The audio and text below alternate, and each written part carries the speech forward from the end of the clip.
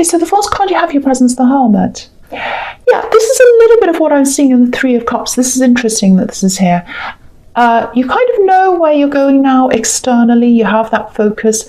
There's a lot of restlessness around you, though. That's what I'm feeling here. A lot of restlessness inside you. Now, again, I think you might be trying to fix that by maybe thinking things like, oh, once I have this object, once I have this thing, once I've achieved this amount of success, once I have this, or once I'm in this place, or whatever it is, I'll feel much better. Now, I don't know if this is going to make sense, but I'll try and say this in a way that I hope it does. The destination you're trying to get to, the thing that you want, even though you might not realize this, or you might kind of have some idea of this because you are going through this process, it's an internal destination. It's an internal thing. It's a spiritual destination. That's where you're trying to get to, whether you realize it or not. So I don't necessarily mean that it has anything to do with religion. It's a very personal thing. Each individual finds this in their own unique way. They find this kind of inner spiritual destination in some way. Some people do find it in organized religion. Some people don't. Some people find it by there are a million different ways you can do that, because more than a million, because your way is your individual way that suits you. Now, Aries, usually they can be people of action, which is fantastic. They get a lot done. But sometimes people can create a lot of action, a lot of activities, a lot of things, and that kind of masks how they're feeling internally. And quite often, the world tells us that our self-worth is all about what we have. If we have this house, if we have this car, if we have this thing, if we have whatever. And it's not about that at all. I'm not saying there's anything wrong with going after those things if that's what you want to do. I do not have a problem with that at all. A lot of spiritual people will say, oh, that's not what you should be after. I'm not about that. But if you do go after those things, they have to come from what's happening in you internally. So if you get yourself right internally, if everything's right internally, what you want comes from that. Sometimes houses and cars and all of that stuff comes from that. Quite often when you do find your peace internally, you'll find that what you want changes, and it isn't those things. Everyone should have a certain amount of comfort. Everyone has the right to have whatever they like. That's absolutely fine. I have no problem with that. But I think sometimes when you do go into that spiritual, find that spiritual place inside yourself, quite often the focus of what people want outside of that does change. Sometimes it doesn't. That's absolutely fine. Each person's different. But what this hermit is doing, he's getting that time to himself. He's probably meditating. He's thinking very carefully. He's concentrating on what's going on the inside.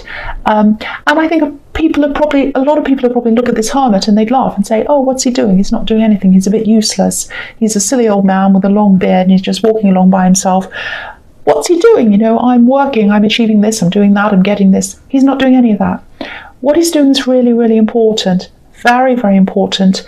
Because what he achieves after he has that center of self is going to be a lot more meaningful to him internally. It's not going to be about, oh, I'm buying this house to show off to this person, or I'm getting this car to show off to this neighbor, or I'm doing this so that I look good to the outside world. No, he doesn't care about how he looks to the outside world. Look at him, he's in these big robes and a big beard and everything. He doesn't care what he looks like.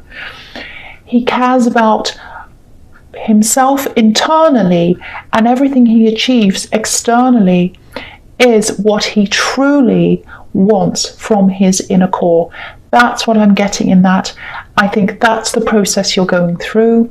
And I think if you're having a lot of stresses about backwards and forwards things, do I want that? Do I not? Do I want to have that thing or not? Do I really want to make that decision or not? That's because a lot of your decisions that you're trying to make might not come from your inner core. So you have to find that first and then make the decisions. I'm not saying don't make any decisions and sit there like a hermit forever and not do anything. That's not what I'm saying. It's a process that you need to do while you're in the world, obviously. But that's just something to think about. That's what I'm seeing in that Hermit card. I really hope that made sense to you. Okay, so the next card you have your presence, the Three of Wands. Okay, this is what I'm seeing in this. This is obviously the card of waiting. I'm seeing a few things here. I think you might be waiting for something. You might not be taking it all that seriously. It might have something to do with what I'm seeing in the Hermit card. It might not be what you truly want. I think you've started to do research on whatever this is. And it feels a little bit half-hearted. It's like, I want this, but I don't know. You're having all of that.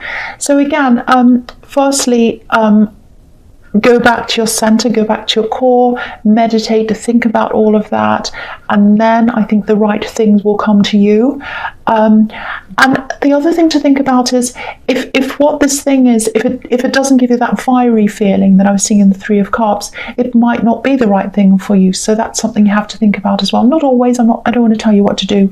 We can lose our enthusiasm for a lot of different reasons, but have a think about that as well if that resonates with you. The other thing I'm seeing in this card is someone's absolutely, definitely thinking about you. They're thinking about you. They're hoping for you. It's very strange. They're in two minds as well. Yeah, I think they've been thinking about you for a while. I think at one time they might have felt as if they put a lot of work in to be able to see you or just to be around you. You're not around them now. You're not there now, but I think they're still thinking about you. They're thinking about you all the time, actually. And this isn't about whether this is right or wrong, but this is what they're thinking about you. This isn't what I'm thinking. This is what I think they're thinking about you. I think that they're thinking that they put more effort in, and they put a lot of effort in, and you just put a little bit of effort in, and they feel as if they put more in than you. That's what I'm seeing. I know I was a bit long-winded when I was explaining that. I'm trying to get my head around what I'm seeing and trying to put what I'm seeing into words. So the big word I'm getting here is accommodating.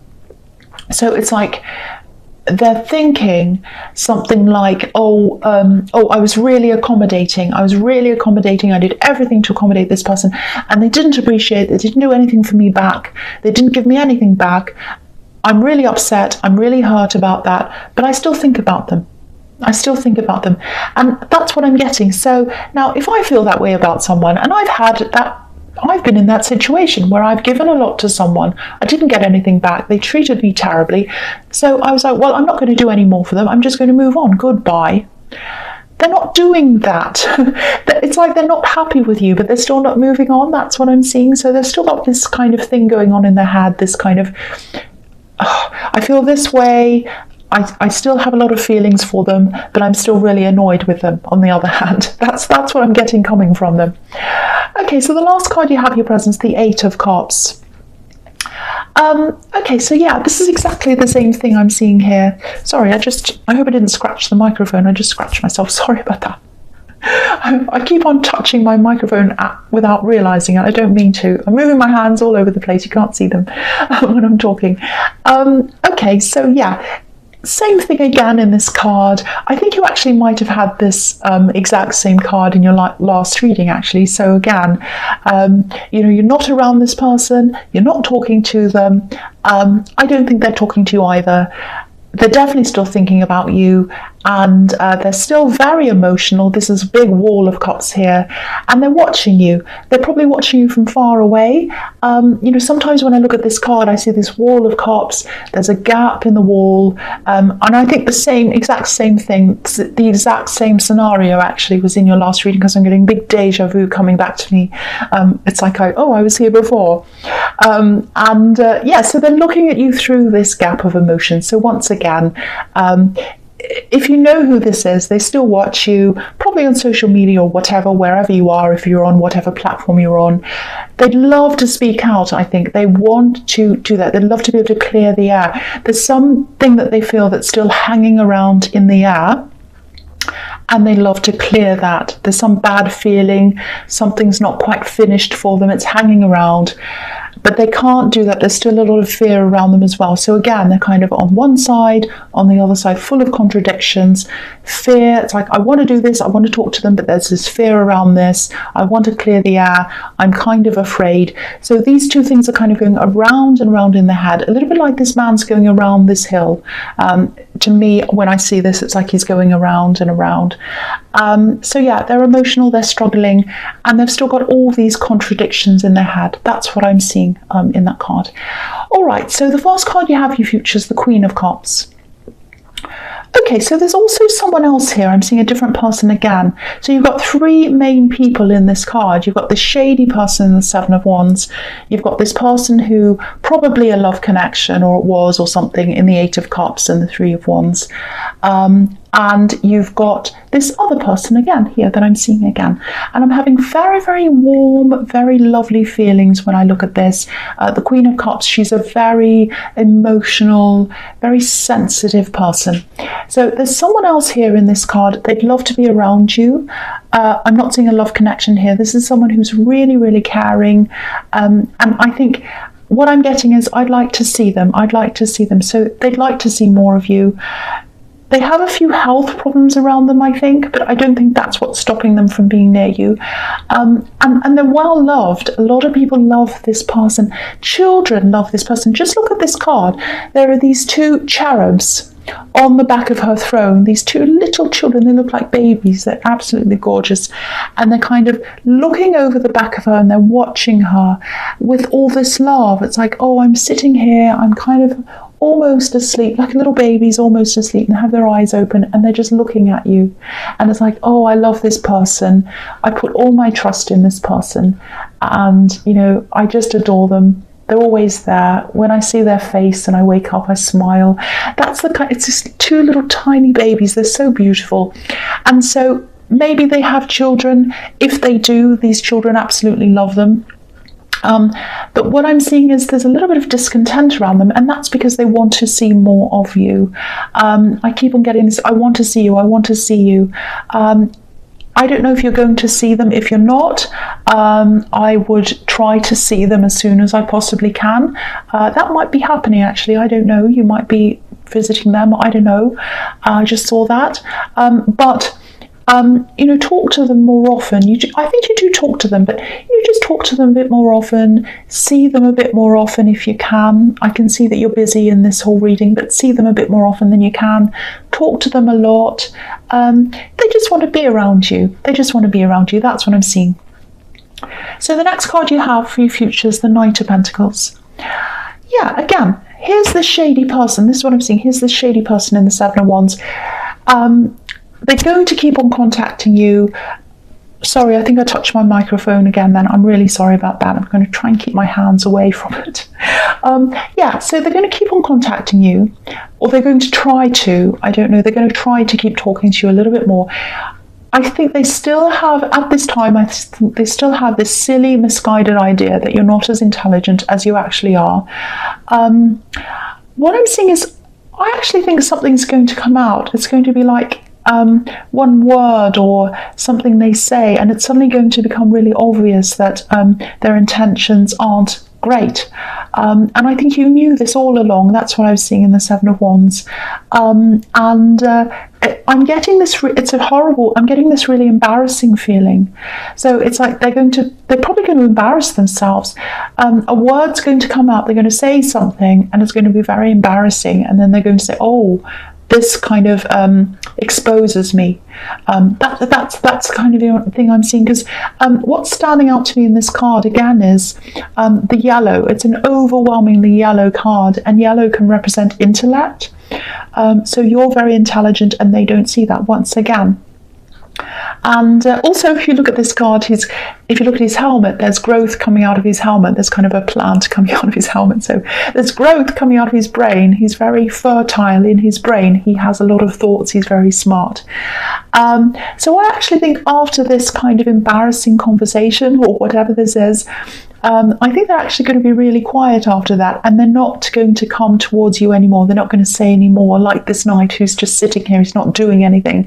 So I don't think you're going to get any more action, any more talk, anything else out of them after they have this embarrassing conversation, or they say whatever this is. That's what I'm saying, and I'm laughing because it's embarrassing. Okay, so the last card you have for your future is the Queen of Swords. So yeah, again, this card can also be about, being really intellectually sharp as well with this sword. She's a very, very smart woman. She doesn't take any nonsense. She knows what's coming up to her. It's like, I know what's going on. I know what's going on. I can tell whether you're naughty or nice, like Father Christmas. And I'm going to stand here with my sword and say, okay, I know what you're about. I decide whether I let you close to me or not. That's why I've got this sword. That's what she's like. She's very smart. She's also very emotionally sharp. So it's almost like you have this sixth sense. So again, like this queen, you can tell when someone's talking to you for the right reasons and when they're not. And that can be a double-edged sword. Sometimes, like this sword, sometimes it can feel good to you. Sometimes it can make you feel a little bit alone. But I think generally you think you're better off knowing this about people than not. You like to kind of find out things about people. And again, I think after this conversation, this embarrassing conversation, or this word that they say, or whatever this is they say, I keep on seeing this word that they're saying. I don't know what it is. And it repeats itself. It's almost like it's really embarrassing. It's like, this is what I'm seeing. They say whatever this is. And then at that moment, it's like, oh, I've said that, I've exposed myself, now they know what my intentions are, and it kind of echoes back to them, and like, it's like that, and then they're going to be very quiet after that. So yeah, I think there isn't going to be any need for you to say anything to them. So I think it's going to come out without you having to say anything.